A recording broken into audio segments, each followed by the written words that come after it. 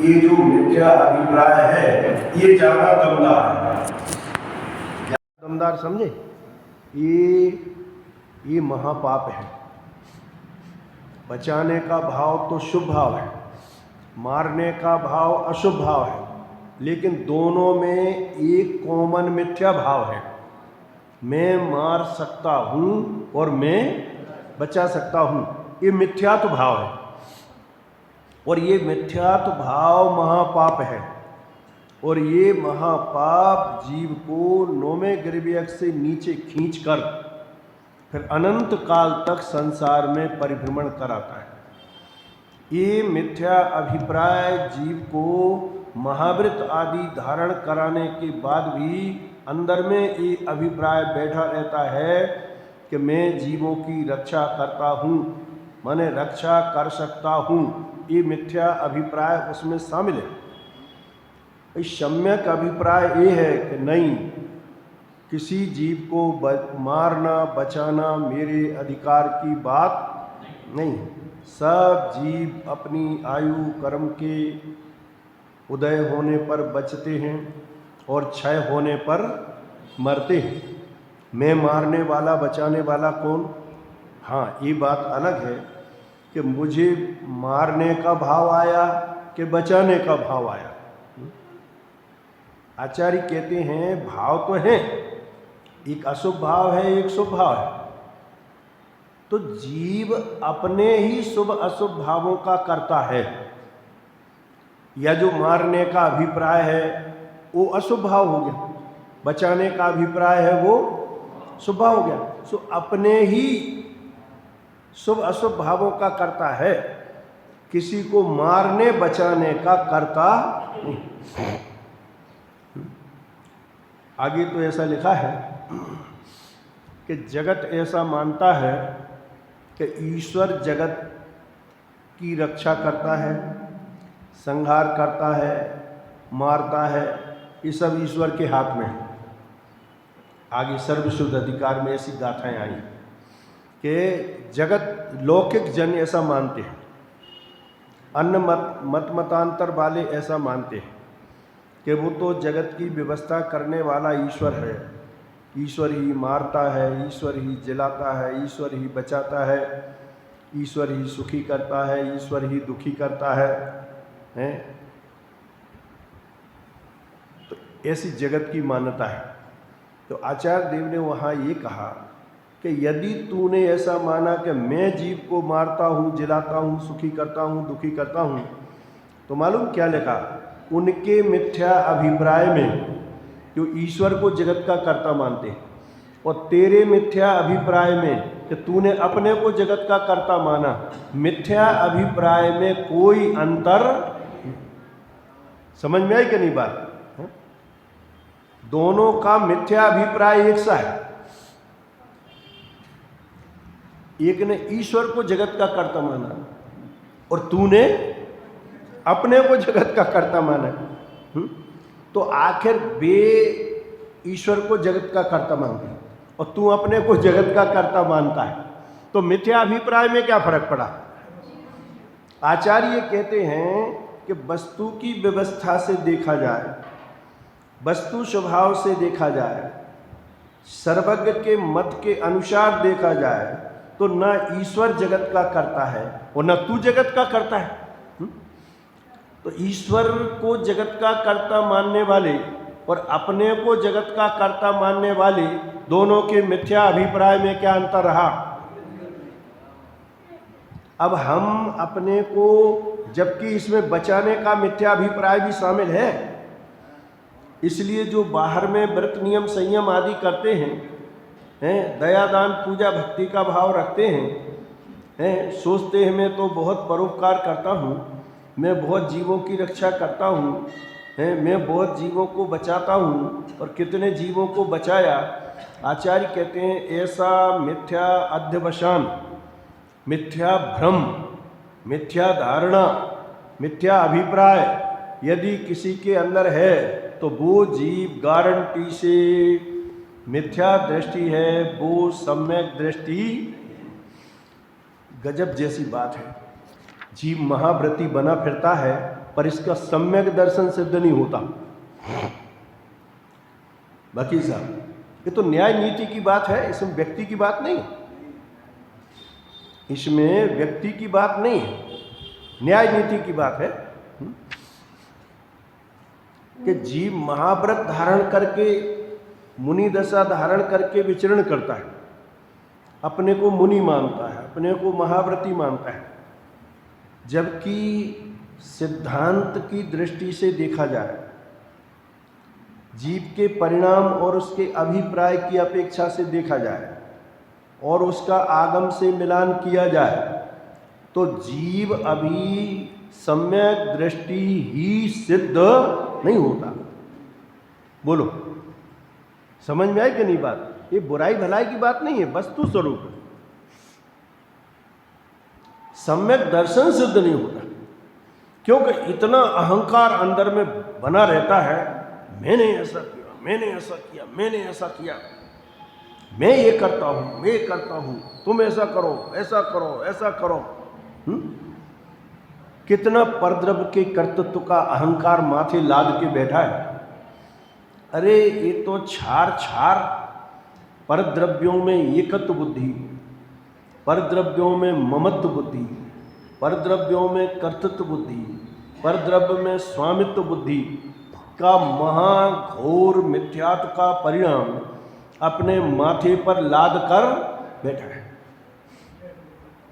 सबसे बड़ा पाप कुंद आचार्य देव ने समय सार में सिद्ध किया है परद्रव्य के कर्ता पने का मिथ्या अभिप्राय, परद्रव्य के कर्ता पने की मिथ्या बुद्धि, सबसे बड़ा पाप सिद्ध किया समय सार में। अहंकार ना करे तो मन में भाव तो बना रहेगा, हाँ, दोष लगेगा, दोष नहीं लगेगा, पाप लगेगा। दोष तो पाप छूट जावे, फिर कोई थोड़ी सी गलती होवे वो दोष कहलाता है, लेकिन परद्रव्य का कर्ता मानकर और फिर कुछ भी करेगा तो वो मिथ्यात्व का पाप तो बराबर चालू। अनंतानुबंधी कसाय का पाप तो चालू है मिथ्या दृष्टि के। अरे उन जीवों की बात करो जो नौवें गिरिवेक में जाने वाले हैं, उनके महाव्रत आदि तो निरतिचार पलते। ये जो कसाय की तीव्रता वाले जो कढ़ाई जैसा खोलता रहता है परिणाम कसाय का, उनकी बात नहीं करते। बाहर में जिनके परिणाम शुक्ल लेस्या जैसे उपशांत हुए, कितने मंद कसाय के परिणाम हैं मिथ्या दृष्टि, लेकिन परिणामों में कसायों में इतनी मंदता हुई, अभाव नहीं हुआ। ये दो चीज़ें अलग हैं। कसाय का मंद तीव्र होना ये लेस्या कहलाती है, और कसायों का अभाव होना वो अलग चीज़ है। अनंतानुबंधी आदि ये अलग चीज़ है, और फिर उनके होने पर लेस्याओं का मंद, कसायों का जो मंद तीव्र होता रहता है ना, कैसी विचित्र बात है। कृष्ण लेस्या के काल माने अनंतानुबंधी कसाय के अभाव में भी कृष्ण लेस्या का परिणाम हो जाता है, और अनंतानुबंधी कसाय के सद्भाव में भी शुक्ल लेस्या का परिणाम हो जाता है। इसीलिए लेस्या से धर्म का संबंध नहीं, उस शुभ अशुभ भावों की मंदता तीव्रता में तो फर्क पड़ता है लेस्याओं से, कि अनंतानुबंधी रहते हुए भी अनंतानुबंधी कसाय मौजूद है, क्योंकि मिथ्यात्व मौजूद है। समझ में ही ना बात। और कसाय उपशांत हो गई, माने जो उबाल आता था ना, वो उबाल थोड़ा सा शांत हो गया, इतना शांत हो गया शुक्ल लेस्या जैसे परिणाम हुए। लेकिन अभी अनंतानुबंधी मौजूद है। क्यों मौजूद है? क्योंकि अभी अनंत परद्रव्य के कर्तृत्व का सूक्ष्म अभिप्राय अंदर में विद्यमान है। मिथ्या दृष्टि है तो उसके अभिप्राय में परद्रव्य के कर्तृत्व का मिथ्या अभिप्राय विद्यमान रहता ही है। दूसरी बात, अपने आत्मा की अनुभूति नहीं हुई तो स्वभाव के प्रति अरुचि रूप, क्या कहा, ये थोड़ी अंदर की बात है। आत्मानुभूति नहीं है ना, तो स्वभाव की अरुचि का अनंत मिथ्या परिणाम अंदर में विद्यमान रहता है। स्वभाव की अरुचि अंदर में विद्यमान है, क्योंकि स्वभाव की रुचि होती तो अनुभूति करता। आत्मा को तो देखता नहीं है, आत्मा को जानता नहीं है, आत्मा की अनुभूति करता नहीं है। भले शास्त्र के हिसाब से बातें करता है, शास्त्र के हिसाब से आत्मा की बातें तो करता है, लेकिन अपने आत्म स्वभाव की अनुभूति नहीं करता। अपने आत्म स्वभाव की श्रद्धा नहीं, ज्ञान नहीं, अनुभव नहीं, उसका जानना नहीं, उसका देखना नहीं। ख्याल में है ना बात? ये सब नहीं होने के कारण हैं, आचार्य कहते हैं अंदर में थोड़ा सा तेज बने रहने दो, मुझे आराम मिलता है उसमें। रहने दो थोड़ी, अभी रहने दो, इतना ही रहने दो।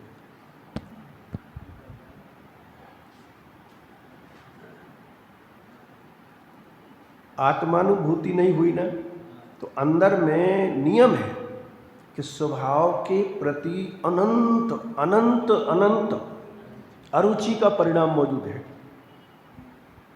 अगर अनंत अरुचि, बाहर में महाव्रत का पालन, बोलो, बहुत कषाय की मंदता, कोई सटकाय के जीवों की घात नहीं करता। क्या कहें सूक्ष्म स्वभाव की बातें। बाहर में सटकाए के जीवों की रक्षा करता है और अंदर में स्वभाव का घात चल रहा है। नहीं आई बात समझ में? अंदर में तो अपने आत्म स्वभाव की विराधना का परिणाम मौजूद है। सो सच पूछो तो आत्मघाती है जीव। मिथ्या दृष्टि आत्मघाती है, क्योंकि आत्मा के स्वभाव का उसने घात किया है, आत्मा की आराधना का उसने घात किया है। अरुचि, और वो जो अरुचि है शुक्ललेस्या के परिणाम के काल में आचार्य कहते हैं वो अनंतानुबंधी कसाय है। इसका नाम है अनंतानुबंधी। अनंतानुबंधी माने नरकों में जैसे मार काट मचावे सो अनंतानुबंधी का कसाई है, ऐसा नहीं है। नौमे ग्रीवेक में भी मिथ्या दृष्टि जीव बैठा है, और साथ में नौमे ग्रीवेक में मिथ्या दृष्टि बैठा है। कितने उपशांत परिणाम रहते हैं। उस द्रव्यलिंगी मुनिराज जो नौमे ग्रीवेक में जाने वाले हैं, कितने उपशांत परिणाम रहते हैं। किसे कहते हैं? शुक्ललेस्या के परिणाम। कभी कभार भावलिंगी मुनिराजों को ना हो, उनके पीठ पद्मलेस्या का परिणाम हो, और द्रव्यलिंगी मुनिराज के शुक्ललेस्या का परिणाम हो, तो कितनी कसाय की मंदता। मंदता है, लेकिन कसाय का अभाव नहीं। अभाव क्यों नहीं हुआ? क्योंकि अनंतानुबंधी कहते हैं स्वरूप के प्रति अनंत द्वेष, स्वरूप के प्रति अनंत अरुचि। कि साहब इतने व्रत नियम संयम पालन कर रहे हैं महाराज, फिर भी आप कह रहे हो कि अनंतानुबंधी कसाय है। फिर भी अनंतानुबंधी कसाय नहीं गई कि नहीं। व्रत नियम संयम का पालन करने से अनंतानुबंधी नहीं जाती, क्योंकि अनंतानुबंधी का स्वरूप है स्वभाव के प्रति अरुचि। क्या है अनंतानुबंधी का स्वरूप? क्या है? अपने स्वभाव के प्रति अरुचि, अपने स्वभाव के प्रति द्वेष का परिणाम। ये अनंतानुबंधी का काम है। और अपने स्वरूप को भूलना, समझ में ही ना बात है? ये मिथ्यात्व का काम है, ये मिथ्यात्व प्रकृति का काम है। और अपने स्वरूप को यथातथ नहीं जानना, नहीं अनुभवना, ये अज्ञान का काम है। ख्याल में ही ना बात? तो शुक्ललेस्या के परिणाम होने पर भी जीव को स्वभाव की अरुचि होने के कारण, स्वानुभूति का परिणाम नहीं होने के कारण अनंतानुबंधी कसाय और मिथ्यात्व दोनों जो महापाप रूप परिणाम हैं वे वर्तते रहते और महाव्रत भी चलता रहता है। ये किसी दूसरे की बातें नहीं हैं। कोई सोचे हमारी बात, तुम्हारी बातें नहीं कर रहे, हम ना करते हैं, हम हमारी बात कर रहे हैं। हमने भूतकाल में लिखा ना ग्रंथों में, मुनिव्रत धार अनंत बार गिरीबक उपजायो, फिर कि पे निज आत्म ज्ञान बिना सुक्लेश न पाए। तो ये गलती किसी दूसरे ने करी है कि कर रहे हैं? अरे वो तो संसार तो चलने वाला है। गलती करी भी हैं, कर भी रहे हैं और भविष्य में करते रहेंगे। अरे ये गलत रास्ते पर चल रहे हैं कि गलत रास्ते पर चलने वाले संसार में नहीं रहेंगे तो संसार ही नहीं रहेगा। और मैं एक बात कहता हूं, ऐसे मिथ्या दर्शन पूर्वक जीव यदि व्रत नियम संयम अंगीकार ना करें, यह सभी सम्यक दृष्टि होके करें तो नौवें गिरिव्यक में जाकर अनंत काल संसार में कौन भटकेगा फिर? ये वस्तु की व्यवस्था भंग हो जाएगी कि नहीं हो जाएगी? एक एक जीव अनंत अनंत संसार में भटक चुका, अनंत अनंत परावर्तन कर चुका और एक एक परावर्तन में अनंत अनंत बार नौवें गिरिव्यक तक का गमन किया और नौवें गिरिव्यक तक गमन किया होगा और अनंत काल भटका तो मिथ्याच पूर्वक ही गया। इसका मतलब सम्यक दर्शन पूर्वक नौवें गिरिव्यक क्या, सम्यक दर्शन पूर्वक तो भूत भी बन जाता ना, तो भी 2 4 10 भव में संसार से पार हो जाता। अनंत काल भटकने की, अनंत भव धारण करने का प्रश्न ही नहीं उठता उसका। किसी भी भाव में, किसी भी नरकों में भी सम्यक दर्शन कर ले तो भी उसका काल संसार में रहने का सीमित हो जाता है। एक पूरा पुद्गल परावर्तन भी नहीं भटकता, अर्ध पुद्गल परावर्तन उत्कृष्ट सीमा रह जाती है। यदि सम्यक दर्शन होके छूट जाए तो भी 7वें नरक में क्षण भर के लिए सम्यक दर्शन हुआ। एक अंतर मुहूर्त समझ लो, एक अंतर मुहूर्त के लिए सम्यक दर्शन हुआ और फिर वो उपशम सम्यक दर्शन होगा, फिर वो मिथ्यात्व प्रकृति उदय में आ गई।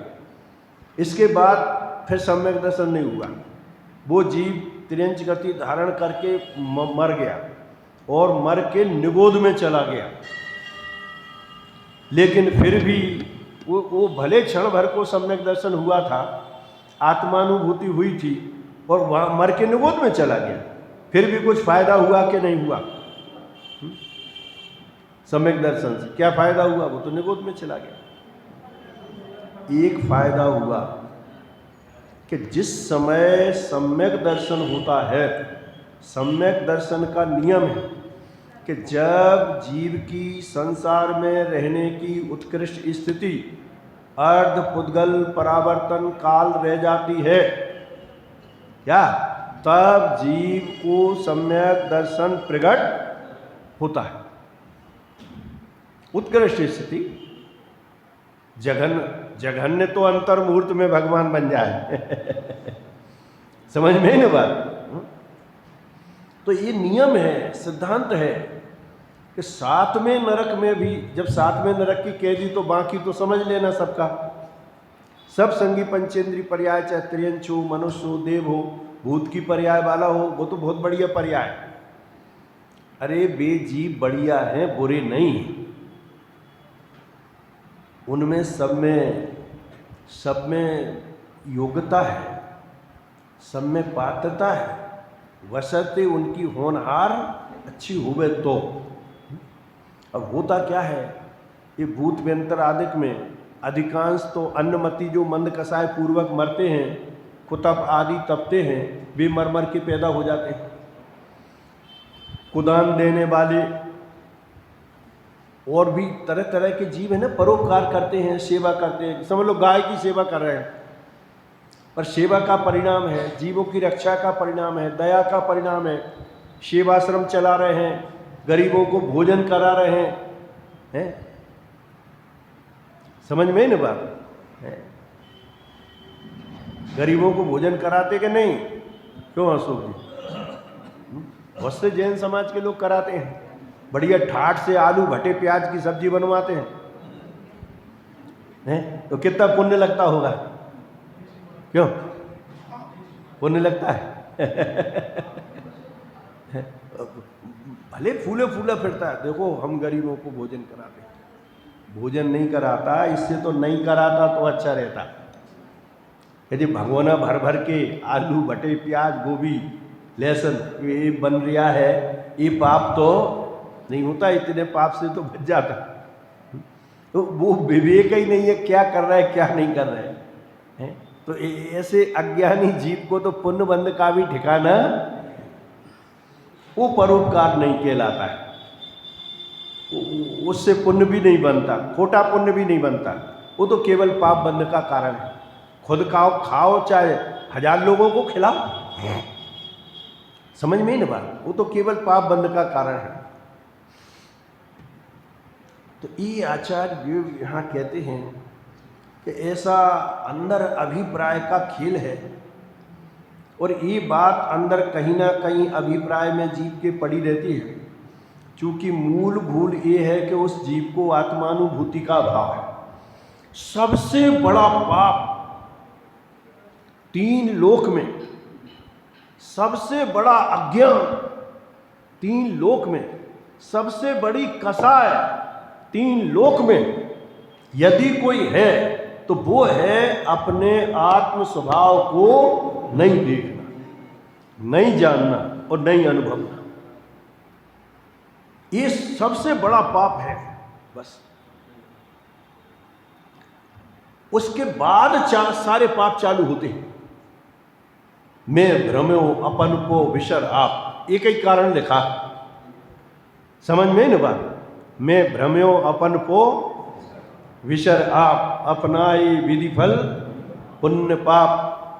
कौन से ग्रंथ में लिखा है? छेडाला में? छेडाला में नहीं लिखा, छेडाला में नहीं लिखा। छेडाला कार ने तो लिखा है, लेकिन ये छेडाला में नहीं लिखा। कहाँ लिखा है अशोक जी, आप बताओ। विनती कौन सी? नाम भूल गए? अरे विनती तो सकल गे ज्ञायक तदपि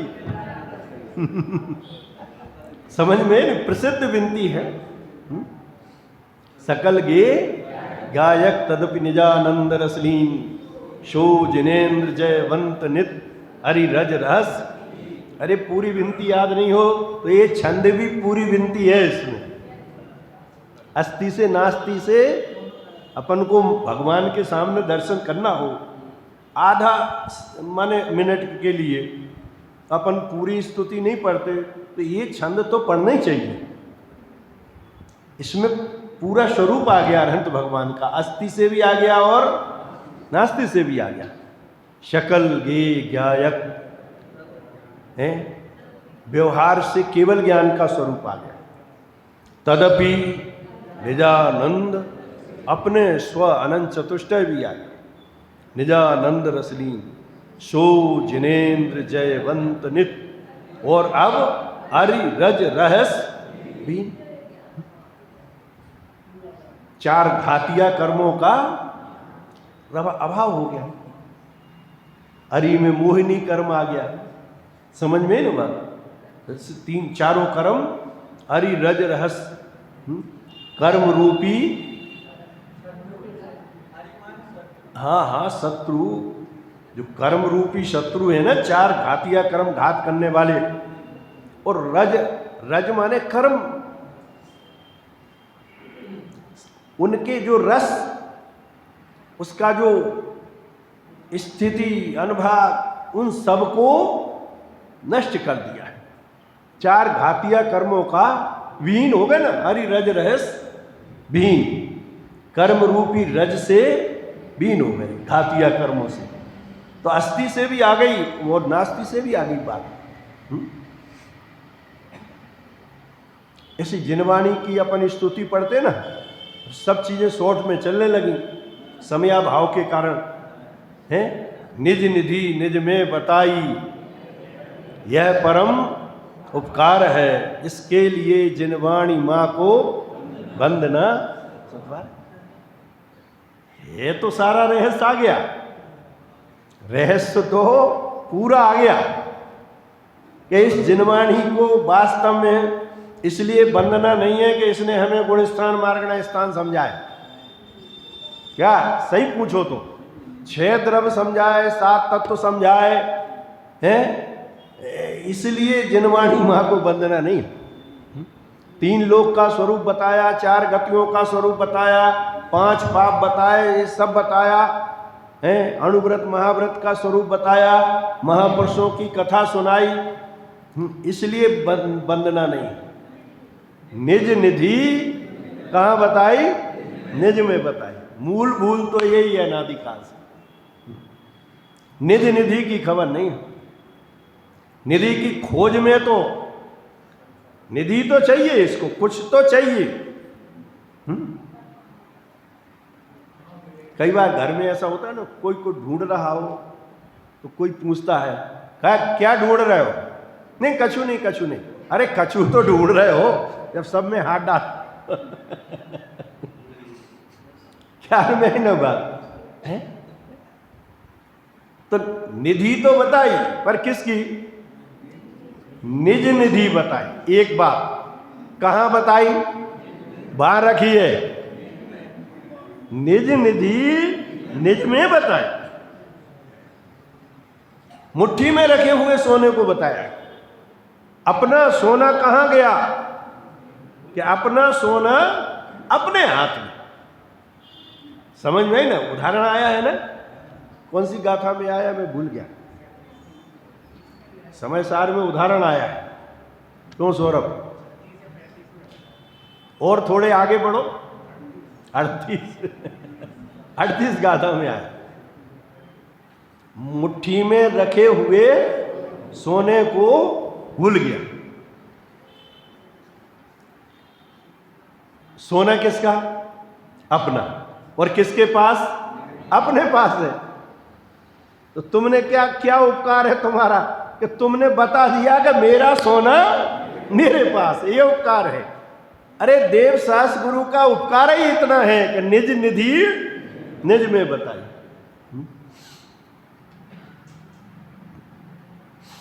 इसमें भी लिखा है स्तुति में, रविंद्र जी ने उसमें पूजन में, कहाँ तक कहूँ नाथ महिमा तुम्हारी, निधि आत्मा की सु दिखलाई भारी, निधि प्राप्त की प्रभु विधि है बताई, अनादि की पामरता बुद्धि बलाई। दोनों बातें आ गई। निधि भी बताई और निधि प्राप्त करने की विधि बताई। देखो, एक शब्द में कहो तो निधि तो अपना आत्मा है, अपना वैभव है, जो कुछ है सब वो तो है निधि। और सही पूछो तो चारों अनुयोग, द्वादशांग रूप जिनवाणी, ये क्या है? बोलो। अच्छा, मुझे एक शब्द में जवाब दो, क्या है इसमें? काय का वर्णन है? बोलो बोलो, विचार करो। एक निधि है और चारों अनुयोग और द्वादशांग रूप जिनवाणी और अनंत तीर्थंकरों की दिव्य ध्वनि, इसमें सब में क्या बताया है? इसमें सब में बताई गई है निधि प्राप्त करने की विधि। अब वो कथन चाहे किसी भी अपेक्षा से हो, 4 गतियों का स्वरूप भी है तो वो भी निज निधि बताने के लिए है। क्यों? कि तू अपनी निधि को भूला है, इसलिए 4 गति में भटक रहे। समझ में है कि नहीं बात है? 3 लोक का स्वरूप बताने के लिए 14 राज उतंग नव लोक पुरुष संठान, एकाएक को 3 लोक का पूरा त्रिलोक सार का वर्णन कर दिया। एकाएक के लिए तामे जीव अनादिते भरमत है बिन ज्ञान। देख, इतना बड़ा लोक, समझ में ही ना बात, इतना बड़ा लोक, 343 घन राजू प्रमाण, इसमें असंख्यात आकाश के प्रदेश, एक एक आकाश के प्रदेश पर तूने अनंत अनंत बार जन्म और अनंत अनंत बार मरण किया है। विचार कर, कितना बड़ा 3 लोक है, इसमें एक आकाश का प्रदेश खाली नहीं है जिसमें जीव ने अनंत बार जन्म और अनंत बार मरण ना किया। तो ये जो भूगोल है ना पूरा का पूरा, ये सब इस बात को बताने के लिए है। एक तो वस्तु का स्वरूप है, क्या है लोक में, क्या है 3 लोक, क्या है दुनिया, क्या है जगत, क्या है विश्व, क्या है, इस तरह तरह के प्रश्न उठते हैं। तो एक तो उस सब का समाधान आ गया कि ये है जगत, 3 लोक व्यवस्था, बस विश्व ये है, दुनिया ये है, जगत ये है, इसके अलावा मिथ्या कल्पना नहीं करना। दूसरी बात ये बताना है कि देख सुन, ये जो 3 लोक है इतना बड़ा, और इसमें जो चारों गतियां हैं और उनके जो स्थान हैं भटकने के हैं, एक तो इसके लोक की व्यवस्था समझ ली, कहाँ स्वर्ग, कहाँ नरक, कहाँ मनुष्य, कहाँ त्रियंश, कहाँ निगोदिया, कहाँ कहाँ भरे हैं, ये सब समझ ले। और एक लाइन में ये समझ ले कि इन सारे स्थानों में भटकने का एकमात्र कारण है अपनी निधि को भूलना।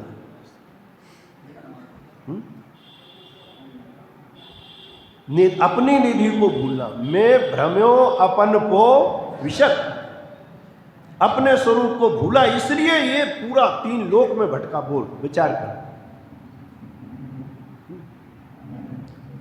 जब ये सारी बातें समझ में आ जावे, संसार से चित्त भयभीत हो जावे, अंदर में संसार में भटकने से डर लगने लगे, तब ये जीव अपनी निज निधि को खोजने के लिए उत्साहवंत होता है। श्री गुरुदेव बार बार कहते थे एक बात, स्वरूप को जानने का लोग प्रश्न करते थे ना, आत्मानुभूति क्यों नहीं होती, एक ही प्रश्न हजारों बार आया गुरुदेव के सामने, और वो समाधान एक करते थे कि भाई एक तो तुझे अभी स्वरूप की आवश्यकता भासित नहीं,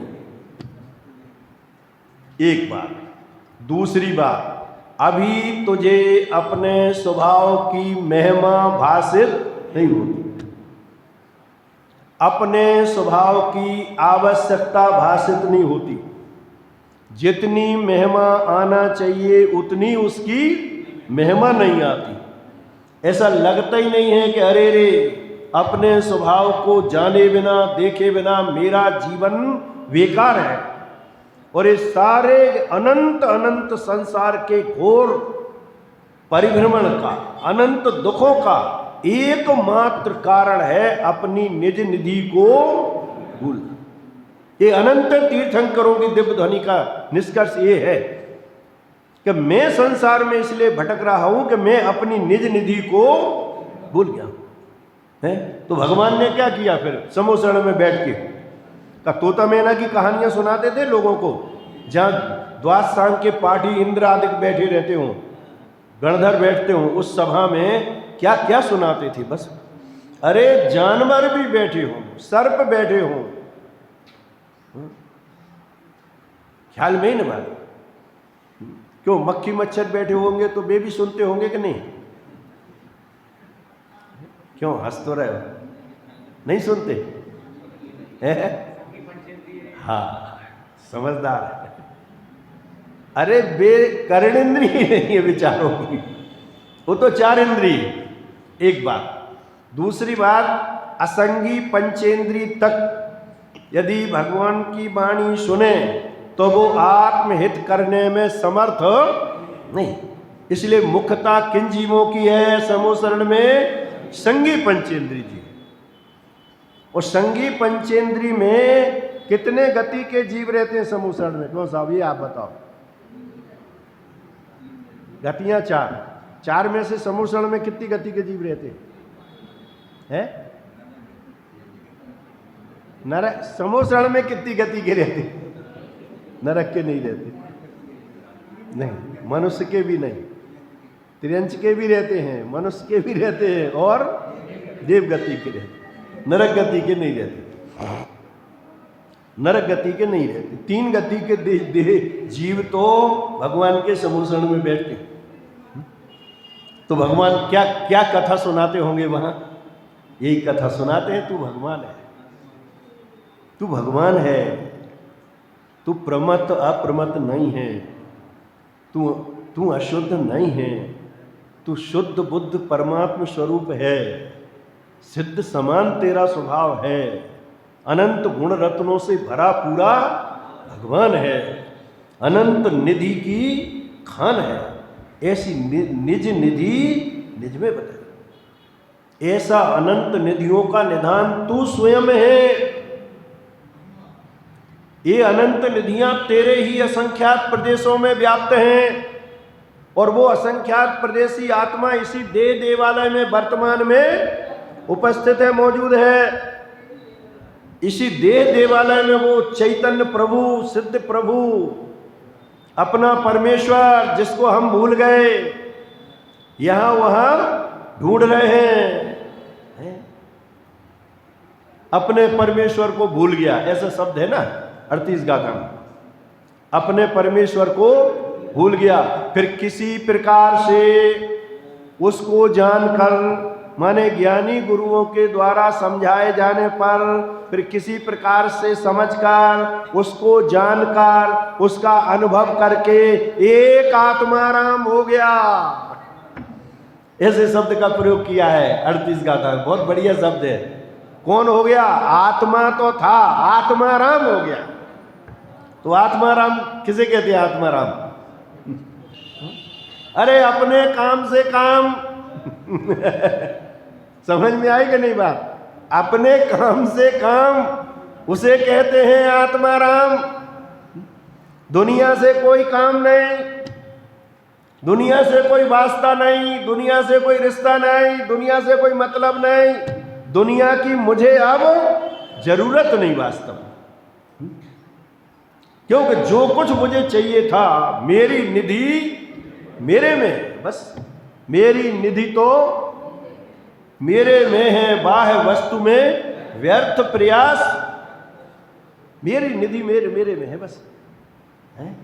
और प्रभु आपका उपकार ये है कि आपने मेरी निधि मेरे में बताई है। बस भगवान ने कुछ किया ही नहीं, बस एक ही उपकार है कि अपनी भूली हुई निधि को बता दिया कि ये तू अनंत निधिवान तत्व है और वो निधि तेरे ही पास है, उसे तुझे खोजने के लिए कहीं जाने की जरूरत नहीं।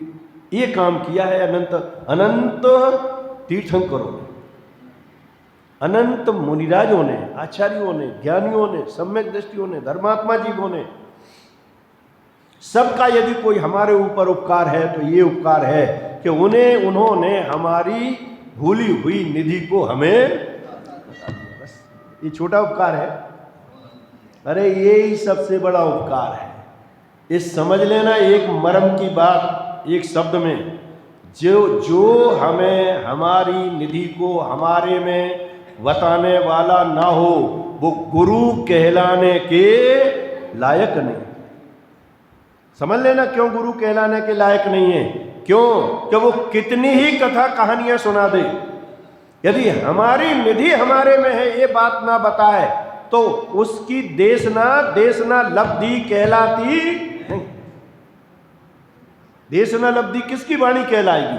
जो निज निधि निज में बतावे, हमारी निधि हमें बताए और हम अंतर्मुख होकर उसको आत्मानुभूति करके प्राप्त कर लें तो सामने वाले की देशना लब्धि बन जाती है फिर।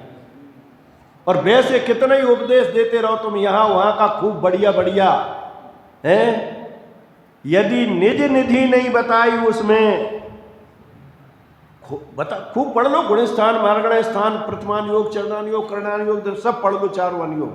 अरे 11 अंग 9 पूर्व का पाठी हो गया, एक बार नहीं अनंत बार। क्या कमी रह गई बताओ पढ़ने धरने में? एक ही कमी रह गई कि इतना सब होने के बाद भी निज निधि को प्राप्त नहीं कर पाया। बस और क्या कमी है उस द्रव्यलिंगी मुनि में? बोलो। जो 11 अंग 9 पूर्व का पाठी होता है, शुक्ल लेस्या के परिणाम करके 9वें गिरविक में जाता है, क्या कमी रह गई उसके जीवन में? सबको तो मिल गया, सब मिल गया, लेकिन जो मिलना चाहिए था वो मूल चीज निज निधि नहीं मिली बस। बोलो। और वे भगवान के सम्मुखरण में बैठे, अरे भगवान की वाणी देशना लब्धि नहीं बन पाई, समझ लेना। मिथ्या इसीलिए लिखा है कि मिथ्या दृष्टि जीव प्रायोग लब्धि तक तो पहुंच जाता है, करण लब्धि नहीं होती, और करण लब्धि नहीं हो पाती, इसलिए वो देशना लब्धि पानी में चली गई। आपने 10 लाख रुपया खर्च किए हैं और बीमारी ठीक नहीं हुई, और खूब दवाइयाँ, हजारों लाखों की दवाइयाँ खा डाली हैं, और वो बीमारी जैसी की तैसी और बढ़ गई है, तो बोलो वो दवाई का खाना सार्थक हुआ कि निरर्थक? अपन कहते ना भैया 10 लाख रुपया पानी में चले गए, ठीक का ठीक नहीं हुआ, मरीज का मरीज चला गया और पैसे का पैसा चला गया। समझ लेना, गांठ बांध लेना। वही गुरु है, वही देव है, वही शास्त्र है जो हमें हमारी निधि को हमारे में बताने वाले हैं। बस एक ही उपकार तीनों का है, और ये उपकार जो करने में समर्थ नहीं है वो देव शास्त्र गुरु कहलाने के लायक नहीं है, जो हमें हमारी भूली हुई निधि को ना बतावे। ऐसी बात है। देखो और विशेष पढ़ने चला।